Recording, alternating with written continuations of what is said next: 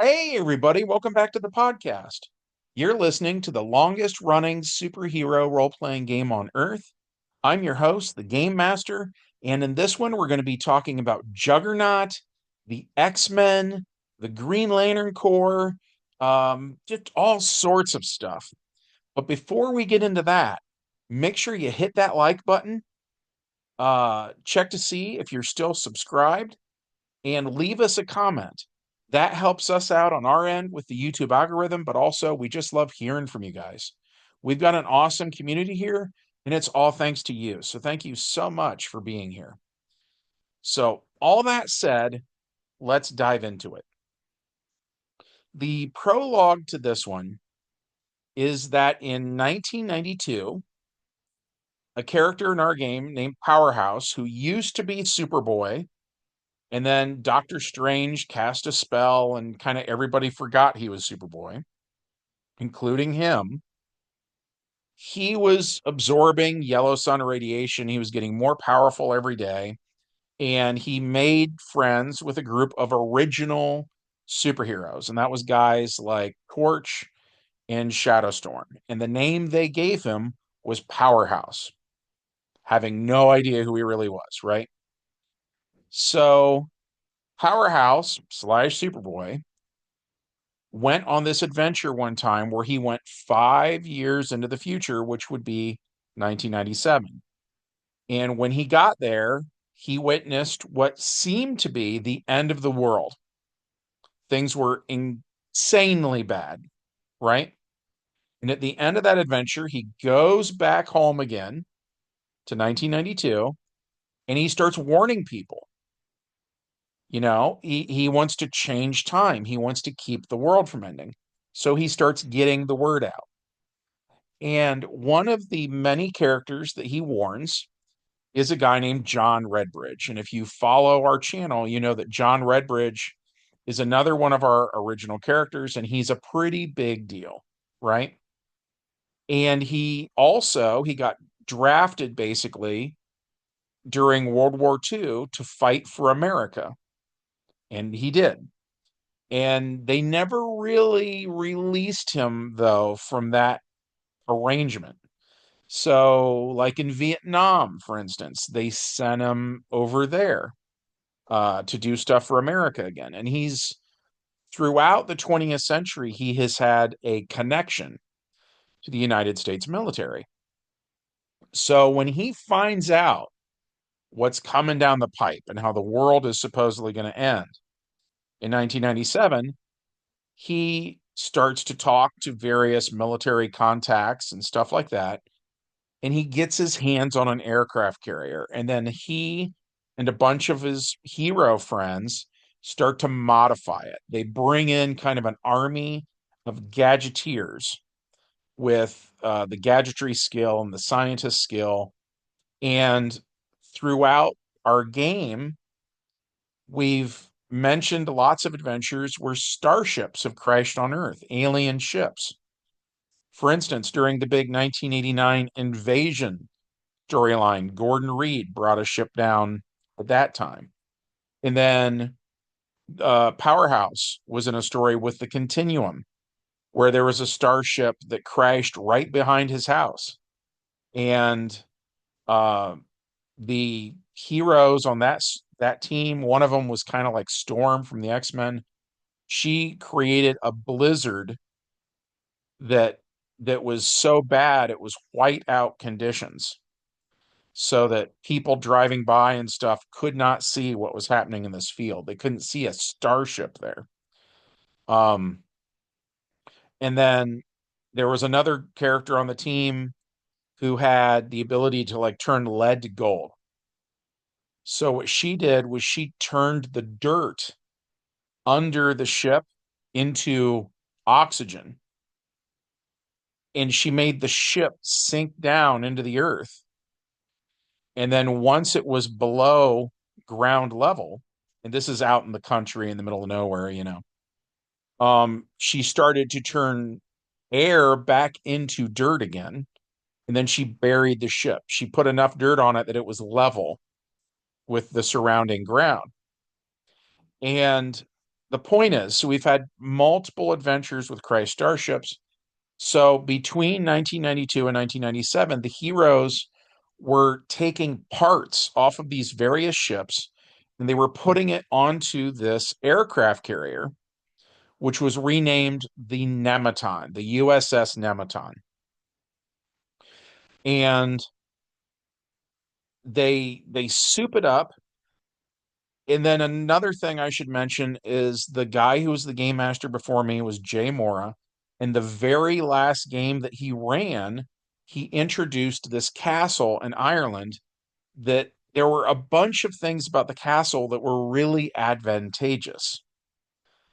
They were hugely useful to one of the supers. For instance, just to name one thing, there was a room that we called the sword room, and there was a Celtic cross in that room with like a slot in the top where you could do like a sword in the stone kind of thing, and you could put a sword down inside the slot. The big takeaway though is there was a pool of water in this room that glowed blue, and if a character was like at death's door, was insanely low on hit points or, had something else that was like massively wrong with them, you could put the character in that pool of water and they would get all of their hit points back. So like that's just one reason why the heroes really liked this castle. But the thing was the adventures took place in America, not Ireland, right? So they were trying to figure out how would we move a castle, right? And by the way, this is around the same time Gargoyles was on TV, and Gargoyles had a castle on top of a skyscraper. So that was probably in the back of our minds when we were, making decisions. But we start thinking about, well, we need some kind of a vehicle to move the castle, and it has to be such a big vehicle to withstand that kind of weight, and the top would have to be flat and da da da da da. And so we decided on aircraft carrier. And so that was how the Nematon was born, right? And so they teleported, Shadowstorm did, teleported not only the castle, which the castle in Ireland was built on flat land. So he teleported the grass and the surrounding stuff with it. Um, and so he just like that section of land and the section that is the flight deck of the aircraft carrier, he just swapped them out. So that when he was done, the top of the aircraft carrier was like covered in grass, and then the very center, where the flight tower should be, now is this massive castle, and it has a lot of stuff going on. Um, it was actually a freehold for changelings from a role-playing game called Changeling the Dreaming, and I don't that would be a whole big rabbit hole to go down that I don't want to do in this video, but um the castle was really, really, really super useful. That's the point, right? So now they could take it with them. And so in this adventure, it is the first time that we saw it in the game. We had kind of said as backstory that, yeah, they've been building it over like the last few years, since 1992. But this is really kind of its uh, christening or whatever you want to call it, right? Like we're gonna, break a bottle of wine over the front, of the hall and stuff like that. So all of that is prologue. When the game starts, there is a C-130 flying to America from Germany. And this picks up exactly where the last game left off. I posted that one yesterday. Check that out if you have questions about it. But the point is, there's a C-130, and it has also been modified with alien technology, including anti-gravity. So the C-130 can do vertical takeoff and landing, which is something C-130s do not do in real life. So the C-130 lands on the grassy flight deck of the USS Nematon. The big ramp door thing in the back drops down, and Lance and Hacker, who were two major characters of that era, walk down the ramp onto this grassy flight deck and they see a medieval castle. And by the way, the Nematon, as of this particular game, it was mobile, so it moved around from adventure to adventure. But in this adventure, it was halfway between the Statue of Liberty and the shores of Manhattan, right? So they can see this also, when they're looking around. And while they're here, what they find out is that between Powerhouse warning people about the crisis of 97 and John Redbridge, who, again, for those who follow the channel, he's been in so many adventures. He's met so many famous superheroes and stuff. He has omni connection, right? He kind of knows everybody.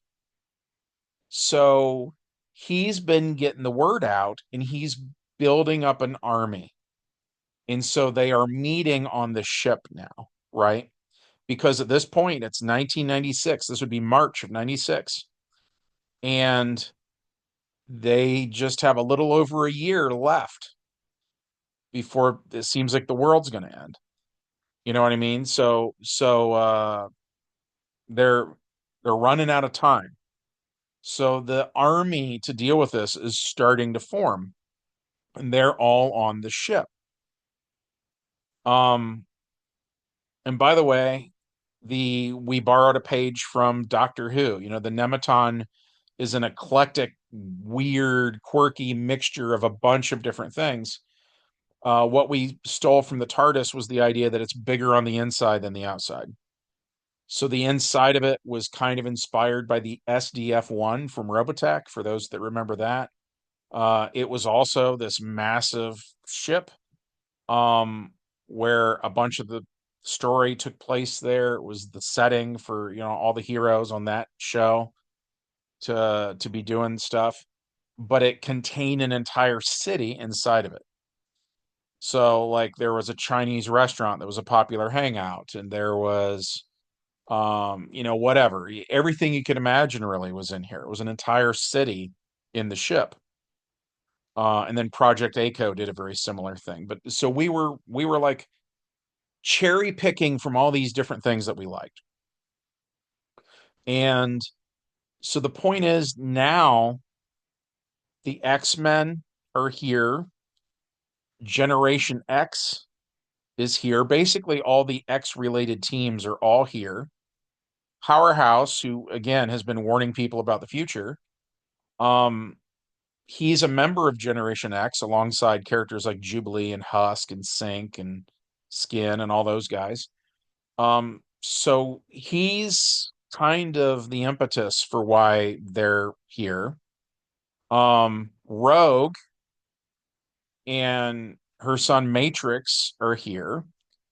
Um, and by the way, so this game just had like so many players showed up to play in this adventure. And the deal with that, and I'll make this real quick.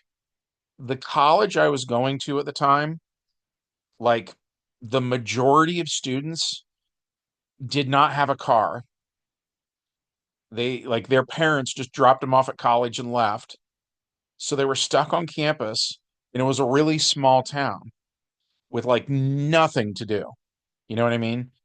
So they were starved for entertainment. And when people started to find out about my game, it blew up. And so this was the adventure where that really happened big time. And so they had just built this building. I can't remember the name of it now. Like the Conrad Center or something like that. It was named after somebody who had died, and it was in their will that all these millions of dollars or whatever would go to their old college. And so they built a building for the students to hang out in. And the irony was nobody wanted to. Like nobody was ever there. And since we, saw this huge building, and it was basically just full of like living rooms. Like, I don't know how else to describe it. There would be kind of like a walkway that would go down the middle of the building, and on either side was just a repetition of like living rooms.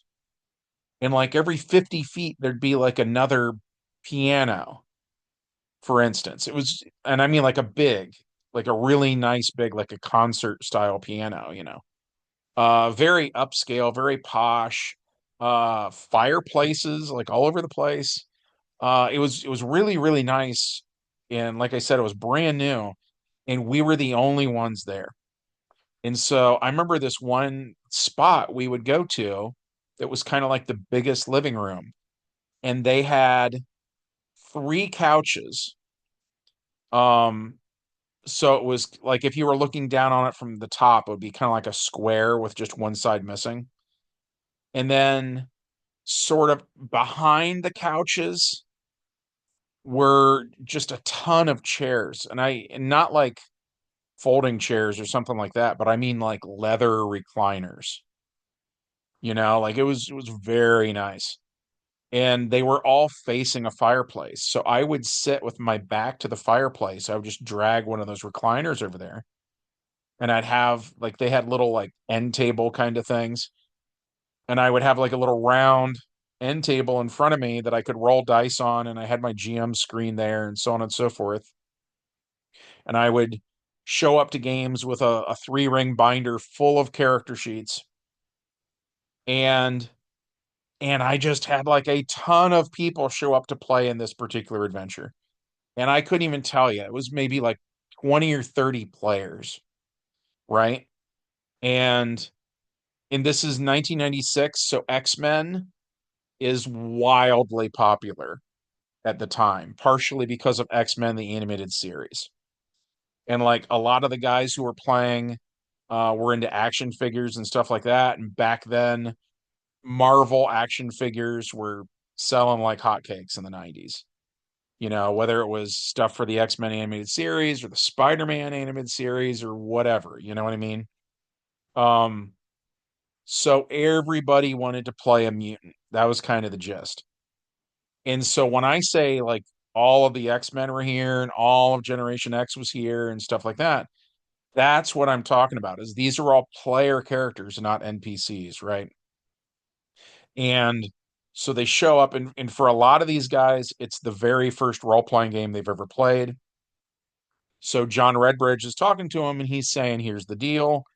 The world's going to end in a year. We got to stop it. That's why you're here. It's all very introductory type stuff. And Gnort is there from the Green Lantern Corps. For people who don't know, Gnort uh, was kind of famous for being a loser. And the interesting thing about the Owens, who ran the Green Lantern Corps, um, they have this philosophy. We read about it in a specific issue. I couldn't tell you now what it is. I want to say it's an old Green Lantern annual, but it talks about Gnort and why he's even in the Green Lantern Corps, because he doesn't seem like a Green Lantern at all. Because they're famously ballsy and willpower and all that jazz, and that's not really his deal. Um, and you find out that basically the Owens are really into this idea of balance, and that how would you put it? It's almost like a diversity thing in a way, but not like about like race or gender or something like that. It's more like what kind of a stereotype are you in terms of personality? And we need one of those in the core. Like we need to represent everything in all of reality, kind of was the gist. And so that included the ridiculous. And their thing was that because they're because ridiculous things exist, then therefore they must have a place in the grand order of things, or however you want to put it, right? Hopefully that makes sense. If it doesn't make sense, say something in the comments section. I'll try to do better. But the point is, so Gnort's ring, we find out, um, normally you need to have something like, I want to say, a spirit of 12, because the ring has artificial intelligence. And if it detects that your spirit is lower than whatever that number is, I don't have the numbers in front of me right now. I'm trying to go by memory. Let's say it's a 12, though. If it's like an 11 or less, the ring will just shut off and refuse to work with you because you don't meet the requirements to be a member of the Green Lantern Corps, right? And then the other thing is willpower, of course, famously, that you need to have it at a certain level. Again, I can't remember what the number is. I want to say it's like 15 or something. But whatever it is, you need it at a certain level. And if it's not at that level, the ring will refuse to work for you. And another thing built into the Green Lantern rings is kind of like if they fall into the wrong hands, and this, unfortunately, different writers were not very consistent about enforcing this, but the way some writers treated it was if a ring falls into the wrong hands, the ring will either just under its own power fly away, like fly off of your finger and leave, right? Because it has artificial intelligence and flight. Um, or at the very least, it would notify the Owens and say, "Hey, there's a problem here. You guys need to come deal with this guy," you know? And it would almost be like stealing a police car in terms of the ring thinking this is not okay. So the point is, Gnort was this special exception where all of those safety features had been turned off because he didn't have enough spirit. He didn't have enough willpower. He didn't measure up. He was not fearless. He was sometimes cowardly, you know. I would go so far as to compare him to Jar Jar Binks. But at any rate, um, that's going to come into play later. So I just wanted to set that up because I know there's probably not a whole lot of Gnort fans listening. Um, but when his ring falls into other people's hands, now we know the ring's not going to object, right? That's why I mentioned all that. Okay. So he's there. And then uh some of my regular players were playing the guys they enjoyed playing week after week. And at the time, my best friend was a guy named Kelson Barber, and Kelson had made himself in the game. And Kelson had stolen this mech. Think of it a little bit like Hulkbuster Iron Man, right? But this mech's kind of whole claim to fame was it had flamethrowers built into the forearms. So, because of the whole fire thing, Kelson decided to use the superhero name of Dante, which was kind of a joke about Dante's Inferno. But at any rate, so he's there, and a handful of other characters that I won't get too into. But the point is, they're all kind of talking about what they need to do, how do they proceed, so on and so forth. How do we save the world? And the way I ran it was because there were so many heroes in one place at one time, a bunch of villains find out about this and they decide to attack. And so, for instance, Sinestro was actually one of the villains I used, and he attacked Gnort and actually killed him. And Gnort's body is then knocked off the ship. He gets blasted so hard, there's knockback damage. So he gets blasted off of the aircraft carrier into the water, and he's dead. And then various superheroes, like I mentioned, Superboy earlier, he goes over and he's beating on Sinestro and so on and so forth. Um, and for all of the X related characters, the big fight that I think is probably the fight everybody remembers from that night, even though there were there were a bunch of heroes there were a bunch of villains there. And um, I had kind of broken everybody down into little groups, like you five guys focus on this one villain, that kind of thing. But the fight that lasted the longest and was like this knockdown, drag out fight was the fight with the Juggernaut. And um he fights Dante, who again is wearing something kind of akin to like Hulkbuster Iron Man. And they actually end up in the water, which I thought was kind of interesting. And um I was saying Juggernaut was so dense he wanted to sink. I was saying that he can't really start running now to use his famous, ability. But he's still just a beast in terms of his stats. He can still hit really hard. He's grabbing a hold of different guys and trying to stay afloat, while simultaneously trying to do stuff like snap their necks and things like that. Um, so it's this big knockdown, drag out fight. And um, so Carlson's power armor gets destroyed in this fight, which he was very upset about. And it wasn't something like it just respawns next game. It meant he was just didn't have power armor now. So it'd be like if he was playing Tony Stark and I said, yeah, the Juggernaut destroys your Iron Man armor and you're just going to be Tony Stark from here on out. Right. So, like, that's how upset Carlson was. And at any rate, Carlson manages to kind of eject out of the armor. And the armor floats. So Juggernaut's hanging onto the armor. And other heroes like Lance and Hacker and guys like that, they're all shooting Juggernaut. And for instance, with Hacker, he shoots lightning bolts, and Juggernaut is wearing metal and he's in water. So, that's working out pretty well. It's also, if there was any question before about Carlson's armor being totaled, it is for sure eating lightning bolt after lightning bolt here. So it is very, very, very totaled.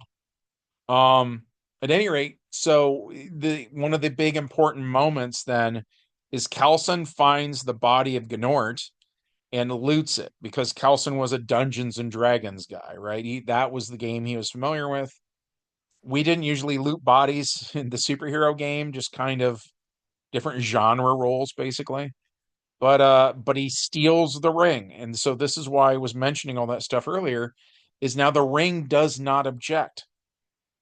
It doesn't say, hey, this guy's not allowed doing this. He can't, he doesn't have enough spirit, he doesn't have enough willpower, he doesn't have the right motivation or whatever. It doesn't care about any of that because all the safeties have been turned off.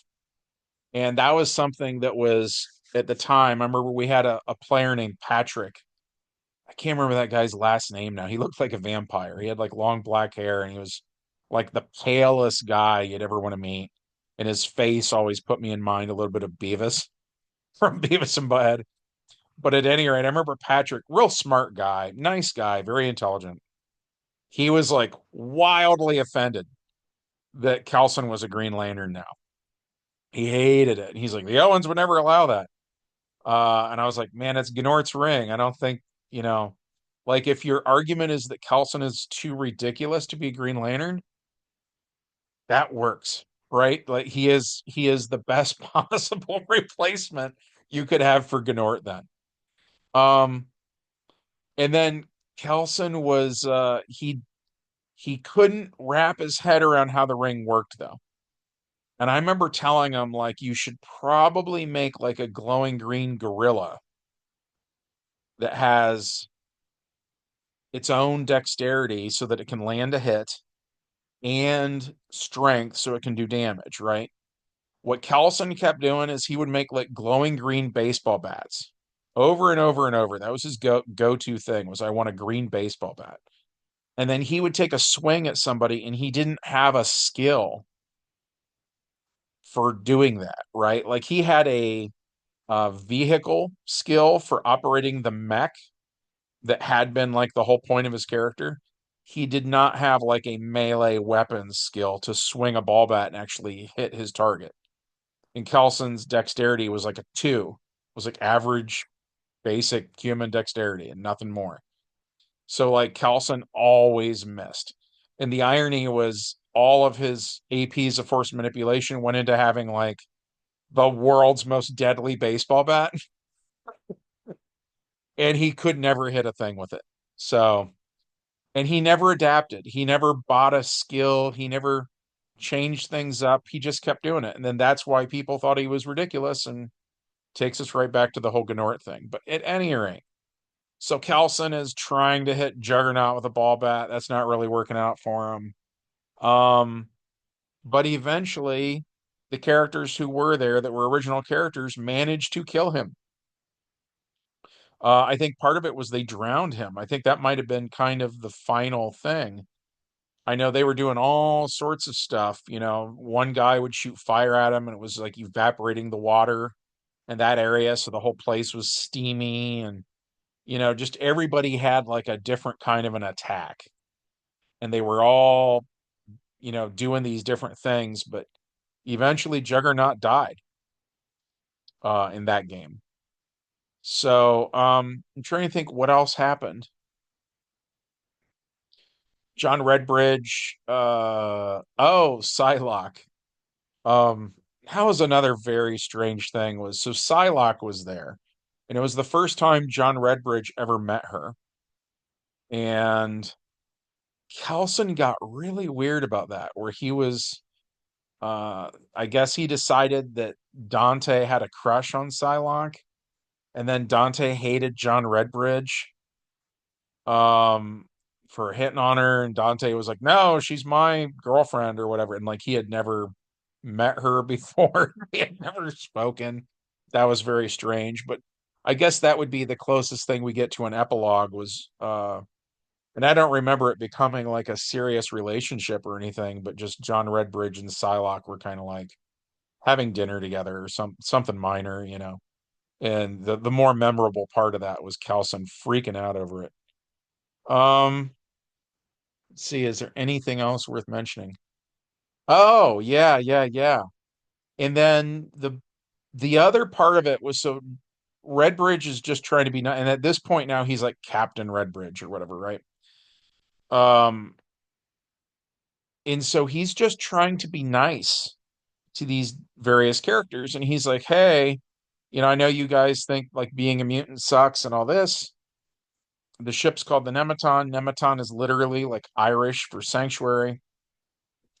As far as the Irish thing, by the way, Redbridge used to be Dagda from Irish mythology, so that's kind of like the tie-in there. But at any rate, he's like, hey, like if you're worried about being bullied or assassination attempts or whatever it is you guys all have going on in your respective lives, you're all welcome to stay on the ship as my guests for as long as you want. And da da da da da. And that started a big fight between the various X characters where someone, it might have been Patrick, um, likened it to Asteroid M. That Magneto's whole thing was mutants need to live apart from humanity to have peace. And that Xavier's whole thing is like, no, no, no, no, no. You need to like integrate, you need to be living among humanity. It's very important. So this whole thing then of him just saying you guys are welcome to stay if you want became like a whole big thing. Uh, and then some of the X-Men were fighting, not physically, but they were playing it out in character, almost like a lesser version of Marvel's Civil War event, where some of them were very much like Rogue was like, yeah, no, I'm staying on the ship. Like my life sucks, and like I'm gonna stay on the ship, and stuff like that. Um, and then there were others that were not wanting to be on the ship. Uh, I remember Gambit, the guy playing Gambit. I won't mention him by name because I don't want to throw the guy under the bus. This guy was such a jerk. Like he just every once in a while in a role playing game, I think you get one of these guys where he just manages to rub everybody the wrong way. And he loved Gambit. And then I hate to say it, especially now because Gambit is I think more popular this year than he has been in a long time, partially because of the Wolverine Deadpool movie, partially because of him being on the Disney Plus X-Men cartoon. But we could not separate the character from the player. You know what I mean? Like some of the stuff, like, he was always trying to hook up with other dudes' girlfriends and backstabbing people and just being a complete piece of crap, you know? And so I guess the way we look at it is our game does not take place on Earth 616. It doesn't take place on Earth 1, you know what I mean? Our game takes place on Earth K. And when it comes to the multiverse, there's going to be a slightly different version of characters in different dimensions and stuff. And so apparently that just means that the Gambit of Earth K is like the biggest jerk of all gambits. You know, yeah, we never corrected it. We were never like, oh, it was really mind control or oh, he was just super drunk at the time or whatever. No, we never did anything like that. We were like, no, Gambit's just a jerk. Um, so Gambit ended up getting kicked off the ship, and I think to this day he is actually the only character that was not allowed on the Nematon. I don't think anybody else was ever like banned as far as heroes go. You know, I'm sure villains were, but you get the idea. But yeah, that was it for this one. Um, if I think of anything else worth adding, I'll throw it in the comments. And of course, that brings us to the thing I always do here at the end, where I ask you guys to leave comments. It helps us out, and we really do like hearing from you. Uh, Hit like. That helps out the channel. It gets more eyes on the channel. And on my end, that's what I want. I just want to share my stories with people. And make sure you're subscribed. YouTube loves to unsubscribe people. I hear it all the time, actually, from people that they got unsubscribed and missed a bunch of my uploads and stuff like that, and they were happy to have found me again. Unfortunately, my channel is hard to find, so I need to work on that. At any rate, thank you for being here. Thank you for listening. From all of us here at the longest running superhero role playing game on Earth, we hope you have a good one, and we'll see you in the next adventure. Bye.